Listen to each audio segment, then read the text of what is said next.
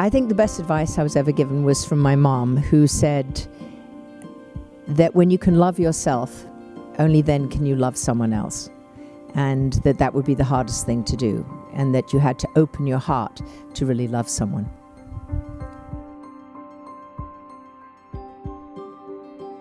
What it was. Oh, well, I will not leave the house without a telephone, because I have 6 kids and 4 grandchildren, and I have to be findable. Apart from that, I would say it's my eye drops.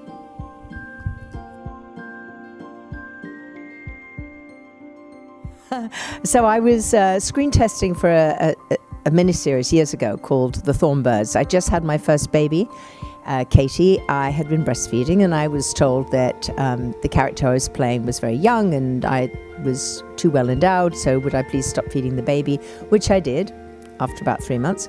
And I thought I'd rather successfully done that, but when I did the screen test with Richard Chamberlain, wearing kind of an old-fashioned nightgown just to sort of cover myself up, at the end of the take I realized that I had deposited a substantial amount of mother's milk on his bare chest.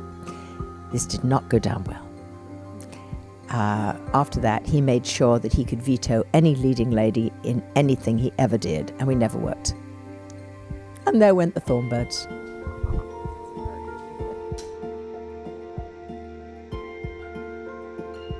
When I was growing up, my mother, who is from Holland, lived for many years in the Dutch East Indies in Indonesia. And during World War II, she was incarcerated in a Japanese concentration camp there. And she used to talk to my sisters and I when we were growing up about how in life, when there would be a challenge in your life, or when you felt something was insurmountable, the natural instinct would be to close off your heart and not let anyone know what's going on. But if you could accept what had happened, however dire, open your heart and somehow reach out to help someone else, there would always be someone worse off than you. And so therefore, by doing that, it would bring purpose and love into your life. So I interpreted that as the two hearts that connected, the two open hearts that connected, and that became the basis of my collection. It started out as paintings and sculpture, and then I made a single necklace which I wore when my mother had had a stroke and could no longer communicate, and I'd been asked to do her favorite show, Dancing with the Stars, and I felt if I wore one necklace like this and touched it and felt it would remind me to keep my heart open and to deal with a lot of change that was happening in my life. The most exciting thing about the whole project is the response that I get from people who discover it.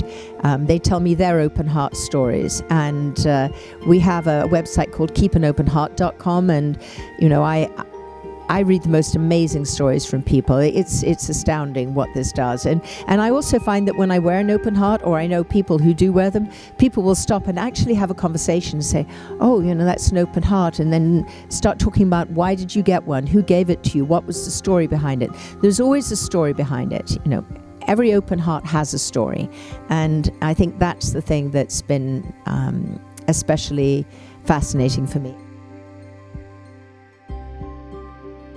My favorite clothing item right now is a black furry sheepskin Burberry coat, and it's especially useful here in Toronto. Otherwise, I would say a red dress.